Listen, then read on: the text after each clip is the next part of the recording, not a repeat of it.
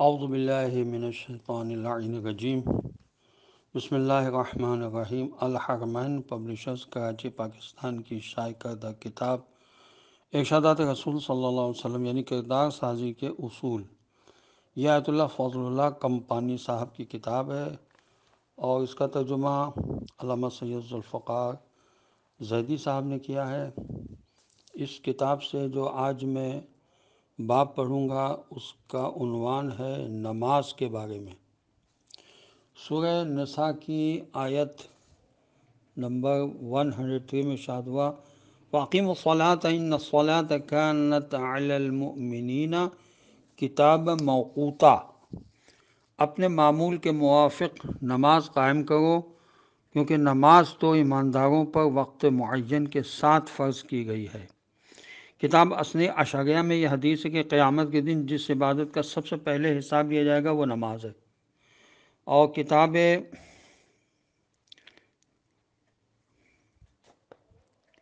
وافی میں یہ حدیث ہے کہ بے شک نماز دین کا ستون ہے، بنی آدم کے اعمال میں سب سے پہلے نماز دیکھی جائے گی۔ اگر نماز صحیح ہے تو اس کے دوسرے اعمال کو بھی دیکھا جائے گا، اور اگر نماز درست نہیں ہوگی تو دوسرے اعمال کو نہیں دیکھا جائے گا۔ اصول کافی میں یہ حدیث ہے کہ جو شخص جان بوجھ کر نماز ترک کرے گا گویا اس نے اللہ اور اس کے رسول صلی اللہ علیہ وسلم سے کیے گئے معاہدے سے بیزاری اختیار کی۔ کتاب وسائل الشیعہ میں یہ حدیث ہے کہ میری شفاعت اسے نہیں پہنچے گی جو نماز کو خفیف جانے گا، خدا کی قسم ایسے لوگ میرے پاس حوض کوثر پر وارد نہیں ہو سکیں گے۔ عیون اخبار و غذا جو ایک کتاب ہے اس میں یہ حدیث ہے کہ شیطان مومن سے اس وقت تک خوفزدہ رہتا ہے جب وہ 5 نمازوں کو ان کے وقت کی پابندی کے ساتھ پڑھتا رہے، لیکن جس وقت نمازوں کو وہ ضائع کرنے لگتا ہے تو شیطان اس کو جرأت ملتی ہے اور وہ اسے کبیرہ گناہوں میں مبتلا کر دیتا ہے۔ کتاب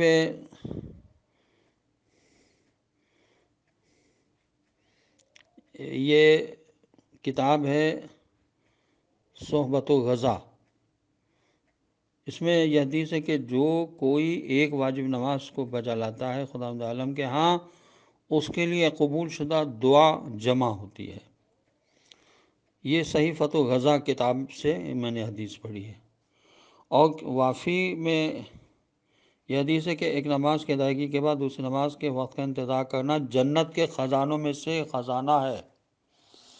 اسی کتاب وافی میں یہ حدیث ہے کہ نماز میزان کی طرح ہے، جو کامل ادا کرے گا کامل جزا پائے گا۔ اسی طرح یہ حدیث عیون اخبار و غذا میں ہے کہ اپنی نمازوں کو ضائع مت کرو کیونکہ جو شخص اپنی نمازوں کو ضائع کرے گا وہ روز حشر قارون اور حامان کے ساتھ اٹھایا جائے گا، اور خداوند عالم اسے منافقین کے ساتھ جہنم میں داخل کرے گا۔ افسوس ہو اس شخص پر جو نماز کی حفاظت اور اپنے نبی کی سنت ادا نہ کرے۔ کتاب اعمالی جو شیخ صدوق کی کتاب ہے اس میں یہ حدیث ہے کہ میری شفاعت اس شخص کو نہیں پہنچے گی جو واجب نماز کو اس کے وقت سے مؤخر کر دے۔ اور صحیفۃ و غذا میں یہ حدیث ہے کہ تم اپنی نمازوں کی حفاظت کرو کیونکہ خداوند عالم قیامت کے دن بندے کو بلا کر سب سے پہلے نماز کے بارے میں پوچھے گا۔ اگر یہ کامل ہوگی تو ٹھیک، ورنہ اسے جہنم کی آگ میں دھکیلا جائے گا۔ کتاب وسائل الشیعہ میں یہ حدیث ہے کہ نماز کی مثال خیمے کے وسطی ستون کی مانند ہے، جو قائم ہے تو خیمے کی ساری رسیاں، میخیں اور چھت سب درست ہیں۔ اگر یہ ستون ٹوٹ گیا تو نہ رسیاں رہیں گی، نہ میخیں اور نہ خیمے کا کپڑا درست رہے گا، اس طرح خیمہ قائم نہیں رہ سکتا۔ کتاب وسائل الشیعہ میں یہ حدیث ہے کہ اس نے تو کوے کی طرح حضور اکرم صلی اللہ علیہ وسلم ایک مسجد میں تشریف فرما تھے، ایک شخص نے داخل ہو کر نماز پڑھی مگر رکوع و سجود ٹھیک طرح سے انجام نہیں دیے، تو آپ صلی اللہ علیہ وسلم نے فرمایا کہ اس نے تو کوے کی طرح ٹھونگے ماری، اگر یہ اسی طرح نمازیں پڑھتا رہے گا اور اسی حالت میں مر جائے گا تو میرے دین پر نہیں مرے گا۔ کتاب وافی میں یہ حدیث ہے کہ نماز کو عمدن ترک مت کرو کیونکہ جس کسی نے نماز عمدن ترک کی تو گویا اس نے ملت اسلام سے بیزاری چاہی۔ مجازات النبویہ میں یہ حدیث ہے، ہر چیز کا ایک چہرہ ہوتا ہے اور تمہارے دین کا چہرہ نماز ہے، ایسا نہ ہو کہ تم اپنے دین کے چہرے کو داغدار کرو، اور ہر چیز کی ایک ابتدا ہوتی ہے اور نماز کی ابتدا تکبیرۃ الاحرام سے ہے۔ طائف الحکم میں یہ حدیث ہے، جس نے نماز کو عمدن بغیر کسی عذر کے چھوڑا یہاں تک کہ اس کا وقت ختم ہوا تو ایسے شخص کے اعمال ضائع ہوں گے۔ پھر اس کے بعد فرمایا کسی شخص اور کفر کے درمیان ترک نماز کا فاصلہ ہے، جو ہی نماز کو چھوڑا وہ شخص کفر کے ساتھ مل گیا۔ جامع الاخبار میں حدیث ہے کہ جو شخص نماز ترک کرے اس کے ثواب کی امید نہ رکھے اور نہ ہی اسے چھوڑنے کے عذاب سے خوف کھائے تو مجھے اس کی پرواہ نہیں کہ وہ یہودی مرے یا نصرانی یا مجوسی۔ کتاب طائف الحکم میں یہ حدیث ہے کہ ہر وہ شخص جو نماز کو اس کے وقت پر بجا لائے یا نماز کا حق سمجھتے ہوئے اسے دوسرے کاموں پر ترجیح دے تو اس کے اور اللہ کے درمیان عہد و پیمان قائم رہے گا، لیکن جس وقت وہ اسے سبق سمجھتے ہوئے ترک کرے گا اور دوسرے کاموں کو نماز پر ترجیح دینے لگے گا تو خداوند عالم اس عہد و پیمان سے ہاتھ اٹھا لیتا ہے اور اس وقت اس کے کام کا اختیار اور مشیت خداوند عالم کے ہاتھ میں ہے، چاہے اس پر عذاب کرے اور چاہے تو اس کی مغفرت فرمائے۔ طائف الحکم میں یہ حدیث ہے کہ سب سے بڑا چور وہ ہے جو نماز میں چوری کرتا ہے۔ پوچھا گیا یا رسول اللہ صلی اللہ علیہ وسلم، نماز میں چوری کیسے کر سکتا ہے؟ فرمایا رکوع و سجود کو مکمل اور صحیح طرح سے ادا نہ کرے، یہ چوری ہے۔ کتاب وسائل الشیعہ میں یہ حدیث ہے کہ اے لوگوں، تمہارا پروردگار کہتا ہے کہ 5 وقت کی یہ نمازیں واجب ہیں، جو کوئی ان کی حفاظت کرے اور ان کے وقت پر ان کی ادائیگی کرے تو وہ قیامت کے دن مجھ سے اس حالت میں ملاقات کرے گا کہ اس کے لیے میرے ہاں ایک عہد ہوگا جس کی بنا پر میں اسے جنت میں داخل کروں گا، اور جو شخص نماز یومیہ کو ان کے وقت پر ادا نہیں کرے گا اور اپنی نمازوں کی حفاظت نہیں کرے گا اس کا فیصلہ میرے ہاتھوں میں، چاہوں تو عذاب دوں اور چاہوں تو بخش دوں۔ کتاب جامع الاخبار میں یہ حدیث ہے کہ نماز دین کا ستون ہے، پس جس کسی نے اسے جان بوجھ کر ترک کیا اس نے اپنے دین کو ڈھا دیا، اور جس کسی نے اس کے اوقات کو ضائع کیا ویل میں داخل ہوگا، اور ویل جہنم کی ایک وادی کا نام ہے، جیسا کہ خداوند عالم نے فرمایا ہے ویل ہے ان نمازیوں کے لیے جو اپنی نمازوں میں غفلت کرتے ہیں۔ کتاب اثنا عشریہ میں حدیث ہے کہ نماز مومن کا نور ہے اور نماز ہر پرہیزگار کے لیے تقرب کا موجب ہے۔ اسی طرح اثنا عشریہ جو کتاب ہے اس میں حدیث ہے کہ دین میں نماز کی حیثیت ایسی ہے جیسے بدن میں سر کی حیثیت ہوتی ہے۔ شیخ صدوق کی کتاب ہے اعمالی، اس میں یہ حدیث ہے کہ دنیا میں قنوت کو طول دینے والے قیامت کے دن حساب کے موقع پر آرام میں ہوں گے۔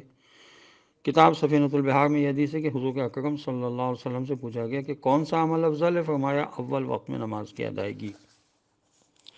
کتاب اثنا عشریہ میں یہ حدیث ہے کہ نماز دین کا ستون ہے اور اس میں 10 صفات ہیں، یہ چہرے کے لیے زینت، دل کے لیے نور، بدن کے لیے راحت، قبر میں مونس، رحمت کے نزول کی جگہ،